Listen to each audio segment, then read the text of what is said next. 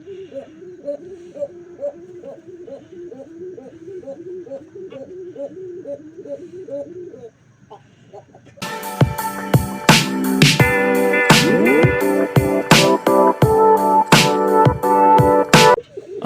আলাইকুম, আশা করি সবাই ভালো আছেন। কি আর বলবো, একদিকে খুশির সংবাদ, অন্যদিকে খুবই দুঃখের সংবাদ। আসলে দুজোড়া কবুতর ডিম দিছে, এটা হচ্ছে খুশির সংবাদ, সেটা আগে বললাম। দুঃখের সংবাদটা একটু পরেই বলি। আমার যদি কোকা কবুতর 3 জোড়া, সেখানে 1 জোড়া ডিম দিছে। এই যে নরা ডাকতেছে, ওরই কর্নারে মাদিতে ডিম দিছে 2টা। আর হচ্ছে গিয়ে অন্য আরেক জোড়ায় গোল্লা কবুতর ডিম দিছে। তো ওখানে যে একটা হোমা মাদি, এই হোমা মাদির সাথে আমার তার আগে নর ছিল, মাক্সি, এই নরটা। কি আর বলবো, আমি গত ভিডিও করছি তখন ঠিক ছিল। আমি আসার পরের দিন শুনতেছি যে কবুতরটা মারা গেছে। কবুতরটা সুস্থ ছিল একদম, এখন কি না কি হয়েছে জানি না। প্রচুর ঠান্ডাও পড়তেছে, কিন্তু সামনের দিক দিয়ে প্রচুর ঢাকা ঠিকঠাক মতন, যে ওই রকম বাতাস ঢোকার, কিন্তু পিছনের দিকটা দিয়ে একটু মানে খোলা ছিল। তো 1 জোড়া ডিম দিছে এই নর, আরও হয়তো দিবে কয়েকটা কবুতরের। আসলে কি আর বলবো ভাই, মনটা খুবই খারাপ লাগতেছে। আমার ওই নরের বাচ্চাগুলো ভালো হইতো এবং ফ্লাইও করতো ভালো ওরা।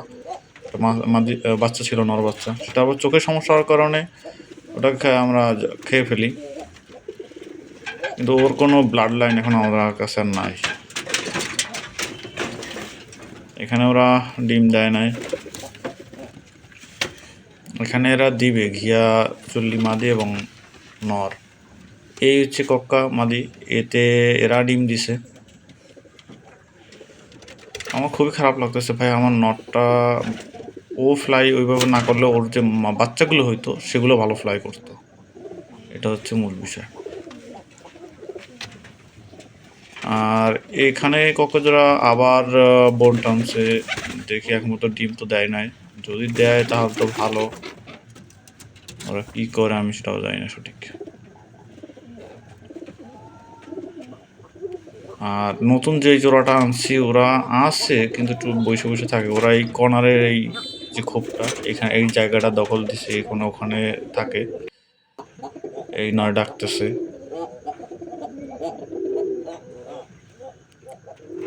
কি বলবো। আর কবুতরের খোপটা সম্পূর্ণ পরিষ্কার করে দেওয়া হয়েছে। আমার খুবই খারাপ লাগতেছে যে কবুতরটা মারা গেল। তা আজকে রাত্রে আবার উঠে আমি আসছি আজকে, তাই এই জন্য কিছু ঔষধ দিয়ে গেছে পানির ভিতরে। এখন পানি যদি অনেকদিন দেখা যায় থাকে, সেখানে একটা পানি ঠান্ডা জনিত সমস্যা হয়। পানি তো আর কেউ ফালাই দেয় না, বা কি আর বলবো। আমার কবুতর বিক্রি করতে মনে চায় না ওরকম যে সব বিক্রি করে দেই, আসলে আমার মন চায় যে আমি কবুতর রাখি সবই, কিন্তু আসলে সাথে থাকি না বলে এই সমস্যাগুলো দেখা দেয়। যত্ন করতে পারি না ঠিকঠাক মতন। আল্লাহর রহমতে আমি যতদিন বাসায় থাকতাম বা ওদের পাশে থাকতাম, অন্তপক্ষে আমার কবুতরগুলো ঠিক থাকতো।